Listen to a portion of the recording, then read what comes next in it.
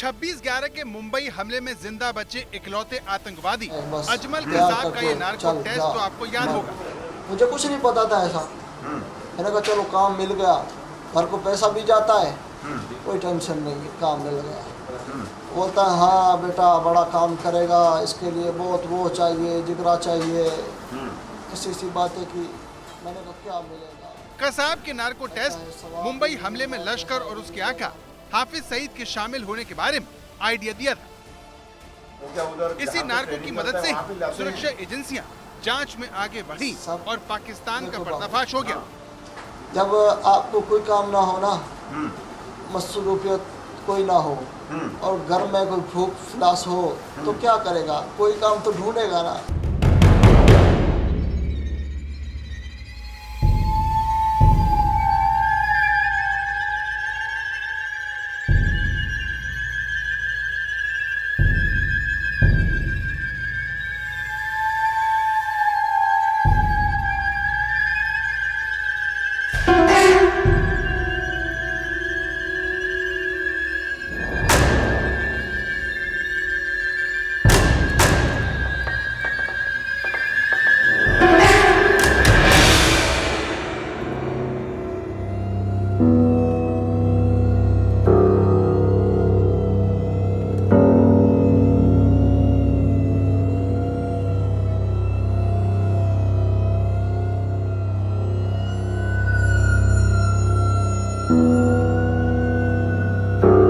आफ्ताब का घर, जहां पर पुलिस क्राइम सीन को रिक्रिएट करके सच जानने में जुटी है।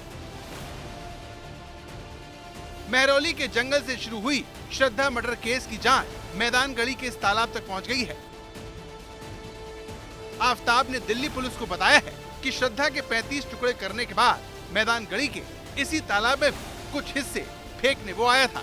यही नहीं, श्रद्धा का सिर फेंकने भी वो इसी तालाब पर आया था। श्रद्धा का सिर तलाश करने के लिए पहले दिल्ली पुलिस को लगा कि वो तालाब से पानी निकालकर उसे हासिल कर लेगी, लेकिन थोड़ी देर में उसे समझ आ गया कि यह संभव है। इस वक्त हम मौजूद हैं दिल्ली के मैदान गढ़ी इलाके में और मैदान गढ़ी इलाके का ये आप तालाब देख रहे हैं। दरअसल इस तालाब पर दिल्ली पुलिस की टीम पहुंची थी और यहाँ पर लेके आने वाला उनका कोई और नहीं बल्कि आफ्ताब था। दरअसल आफ्ताब से पूछताछ में पुलिस को इस बात की जानकारी मिली कि यहाँ पर उसने श्रद्धा के शव के कुछ टुकड़े, जिसमें पुलिस को यह अंदेशा हुआ कि शायद उसने सिर का हिस्सा इस तालाब में फेंका है। और पुलिस जब उसके लोकेशन खंगाल रही थी आफ्ताब के, तो मैदान गढ़ी का ये इलाका भी निकला था, जिसके बाद दिल्ली पुलिस की टीम यहाँ पर पहुंची। अब चूंकि ये तालाब बहुत बड़ा है, इसके बाद पुलिस ने कोशिश की कि इस तालाब का पानी निकाला जाए, लेकिन पुलिस ने जब कोशिश शुरू की तो आप ये देखिए ये तालाब बड़ा कितना है और दूसरी चीज ये तालाब गहरा भी बहुत है। आपका घर आसी पास है? हाँ जी। क्या नाम है आपका? नितिन कुमार। नितिन, कितना गहरा होगा ये सर? ये तो बहुत गहरा है। बहुत गहरा? हाँ जी। और कितना बड़ा है ये? बहुत बड़ा है, बहुत गहरा भी है। पॉसिबल नहीं है पानी, मुश्किल है, दलदल भी अंदर है। श्रद्धा मर्डर केस अब एक पहेली बनता जा रहा है। आरोपी आफ्ताब लगातार कानून को गुमराह कर रहा है, जिसके बाद अब आफ्ताब का नार्को टेस्ट करवाने की तैयारी हो रही है, जिसके जरिए दिल्ली पुलिस इस हत्याकांड की गुत्थी सुलझाने के लिए 5 बातें जानना चाहती है। जिस श्रद्धा ने अपने माता पिता और परिवार को उसके लिए छोड़ दिया, उसे ऐसी दर्दनाक मौत आफ्ताब में क्यों दी? श्रद्धा का मर्डर कैसे किया? श्रद्धा का शव कहां ठिकाने लगाया? हत्या में इस्तेमाल हथियार और उससे जुड़े दूसरे सबूत कहां हैं? इस जघन्य वारदात में और कौन कौन लोग शामिल हैं?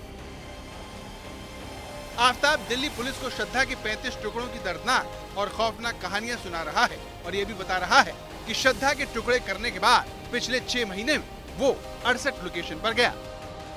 लेकिन सबसे बड़ा सबूत यानी श्रद्धा का सिर उसने कहां फेंका है, पुलिस के लिए ये सबसे बड़ा चैलेंज बन गया है। ऐसे में दिल्ली पुलिस किसी भी कीमत पर आफ्ताब से सच उगलवाना चाहती है और इसीलिए उसने नार्को टेस्ट करवाने का फैसला किया है। सबसे पहले उस स्पेशल टीम से मिलिए जो श्रद्धा मर्डर केस में नया मोड़ ला सकती है। नार्को टेस्ट जो है आफ्ताब का वो होना है। नार्को टेस्ट क्या होता है, उसकी प्रक्रिया कैसे होती है, ये हम समझने की कोशिश करेंगे। सबसे पहले हम जो रजनी जी हैं उनसे बात करेंगे। सर, नार्को टेस्ट के पहले ये क्या क्या जो एग्जामिनेशन है, जो पैरामीटर्स है, वो बताइए। देखिए इसके पहले भी सर ने बताया था कि नार्को टेस्ट से पहले देयर आर सर्टेन पैरामीटर्स, जैसे कि अगर वो व्यक्ति मेडिकली फिट नहीं है तो नार्को टेस्ट के लिए उसे नहीं ले जाया जा सकता, क्योंकि ज़रूरी है कि वो मेंटली स्टेबल हो। वो जो स्टेटमेंट दे रहा है वो क्या मस्तिष्क रूप से स्वस्थ है कि नहीं है। क्या पॉलीग्राफी टेस्ट भी कराया जाता है? हाँ, ये पॉलीग्राफी टेस्ट जो होता है ये एक नॉन इन्वेजिव टेक्निक है, जिससे हम देखते हैं कि सब्जेक्ट जो है ट्रुथ बोल रहा है या डिसेप्टिव है, कि इंफॉर्मेशन दे रहा है या गलत इंफॉर्मेशन दे रहा है। क्या पॉलीग्राफी टेस्ट के लिए भी अदालत से परमिशन लेनी पड़ती है? इसके लिए भी अदालत से सब्जेक्ट की कंसेंट लेनी पड़ती है।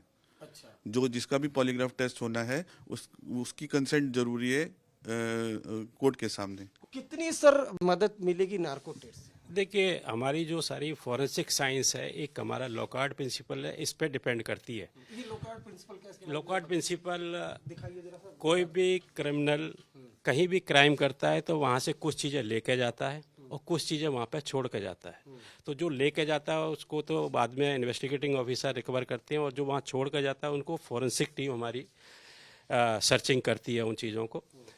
इसी प्रकार क्रिमिनल के माइंड में भी कुछ सच्चाई जो वो करता है वो छिपी रह जाती है, माइंड में भी रहती है। उसको उगलवाने का एक तरीका नार्को टेस्ट है। दिल्ली पुलिस ने नार्को टेस्ट में आफ्ताब से पूछे जाने वाले सवालों की पूरी लिस्ट तैयार कर ली है, जो कुछ इस तरह से हो सकती है। क्या तुमने श्रद्धा की हत्या की? मर्डर के बाद तुमने घर की सफाई कैसे की? तुम दोनों अचानक दिल्ली क्यों शिफ्ट हुए? क्या तुम दोनों में लड़ाई होती थी? क्या तुम श्रद्धा की पिटाई करते थे? क्या तुम्हें श्रद्धा की याद आती है? क्या तुम खुद को श्रद्धा की हत्या का दोषी मानते हो? श्रद्धा के मर्डर के बाद तुमने कितनी लड़कियों को डेट किया? नार्को टेस्ट में जो ड्रग दिया जाता है वो भी बेहद खतरनाक होता है। जरा सी चूक से मौत भी हो सकती है या आरोपी कोमा में जा सकता है। यही वजह है कि नार्को टेस्ट से पहले आरोपी की मेडिकल जांच करवाई जाती है, जिससे बड़ी बीमारी का पता चल सके। आफ्ताब का नार्को टेस्ट दिल्ली के अंबेडकर अस्पताल में होगा। पूछताछ के वक्त वहां पर आरोपी के जवाब का एनालिसिस करने के लिए फॉरेंसिक एक्सपर्ट, मनोवैज्ञानिक, ऑडियो वीडियोग्राफर और सहायक नर्सिंग स्टाफ के अलावा सीनियर पुलिस अफसर मौजूद रहेंगे। पुलिस के नजरिए से कि नार्को टेस्ट जरूरी क्यों है, अगर आरोपी ने, जहां की श्रद्धा केस की बात है, आपने देखा है नजदीक से कि आरोपी ने सब अपने बयान में सब कुछ कबूल कर लिया है पुलिस के सामने। देखिए, पुलिस इन्वेस्टिगेशन के दौरान में 3 तरह के टेस्ट करती है, सस्पेक्ट के साथ या एक्यूज के साथ में। एक नार्को एनालिसिस टेस्ट है जो अब किया जा रहा है, बाकायदा कोर्ट की अप्रूवल के लिए साथ किया जाता है। पेशेंट की, सस्पेक्ट की खुद की अपनी अप्रूवल होती है कि हाँ, मेरी बॉडी के साथ आप इस टेस्ट को कर सकते हो। एक टेस्ट पोलियोग्राफी टेस्ट होता है, जिसको आम भाषा में सच झूठ पकड़ने की एक मशीन है, वो भी एक इसका प्रक्रिया होती है। उसके अलावा एक ब्रेन मैपिंग टेस्ट होता है। क्योंकि अब आप नार्को एनालिसिस टेस्ट दिखा रहे हैं, इसमें पेशेंट को एक ट्रुथ सीरम दिया जाता है, वो अचेतन अवस्था में पहुंच जाता है। फिर जो उसके सवाल हैं, को जो क्वेश्चनायर पुलिस तैयार करती है, इन्वेस्टिगेटिंग ऑफिसर तैयार करता है कि किस तरह के सवाल उससे पुट किए जाएं, क्योंकि अचेतन अवस्था में वो छिपा नहीं पाएगा। नार्को टेस्ट से पहले किस तरह की तैयारियां होती हैं जिसके पहले कि आरोपी का इस तरह का टेस्ट किया जाए? देखिए, नार्को यानी एनेस्थीसिया, तो इसमें नार्को टेस्ट में एनेस्थीसिया का जो शॉर्ट एक्टिंग एजेंट होता है, जो बहुत शॉर्ट ड्यूरेशन के लिए एनेस्थीसिया देता है मरीज को, उसका इस्तेमाल किया जाता है। और उससे पहले कुछ बड़े रूटीन टेस्ट होते हैं जो कि एक जनरल फिटनेस पेशेंट की असेस कराते हैं कि क्या वो ये एनेस्थेटिक एजेंट लेने के लिए उसका शरीर तैयार है कि नहीं। तो नार्को का जो मीनिंग होता है वो ग्रीक वर्ड में एनेस्थीसिया ही बोलते हैं, ठीक है। इसमें जो हम ड्रग्स यूज करते हैं नार्को में, नार्को टेस्ट के लिए ड्रग यूज करते हैं जिसको हम ट्रुथ सीरम बोलते हैं। ट्रुथ सीरम भी बोल सकते हैं, नार्को भी बोल सकते हैं, जिसमें कई प्रकार के बार्बिट्रेट, शॉर्ट एक्टिंग एनेस्थेटिक एजेंट होते हैं, जैसे कि सोडियम थायोफेंटोल होता है, सोडियम एमेट्रोल होता है, स्कोपोलामिन होता है, जो कि यूज होता है। एनेस्थीसिया किसी भी पर्सन को हम देते हैं या फिर किसी भी बंदे पे हम परफॉर्म करते हैं तो उसका मेन हमारा ऑब्जेक्टिव 3 चीज़ें रहती हैं। एक तो हम उसको पेन से निजात दिलाते हैं, एक उसको सबकॉन्शियस माइंड में रखते हैं। सबकॉन्शियस माइंड की जब बात आती है, अब यहाँ शुरू होता है काम क्लिनिकल साइकोलॉजिस्ट का। डॉक्टर पुनीत, साइकोलॉजिस्ट की भूमिका नार्को टेस्ट में क्या होती है और ऐसे कौन से वो मानसिक अवस्था में वो होता है ताकि वो आपके सवालों को सुन पाए और उसका जवाब दे पाए? जब ड्रग्स पेशेंट को जब दी जाती है तो वो कॉन्शियस स्टेट में नहीं रहता है और वो सबकॉन्शियस स्टेट में पहुंच जाता है, जिसे हम अल्फा स्टेट कहते हैं। अल्फा स्टेट ऑफ माइंड के अंदर वो पर्सन हर सवाल सुनता भी है और उसका इनहिबिशंस के अलावा जवाब भी देता है, सही जवाब देता है जो है, क्योंकि जब वो पर्सन कॉन्शियस स्टेट में है तो वो अपने एनालिसिस, प्री एनालिसिस सब करता रहता है, जो कि ड्रग की वजह से वो सब खत्म हो जाता है। लेकिन सिर्फ नार्को टेस्ट के भरोसे ही किसी को अपराधी साबित नहीं किया जा सकता। ये उस तरह का सबूत नहीं माना जा सकता जिस तरह के सबूत फिंगरप्रिंट या सीसीटीवी फुटेज को माना जाता है।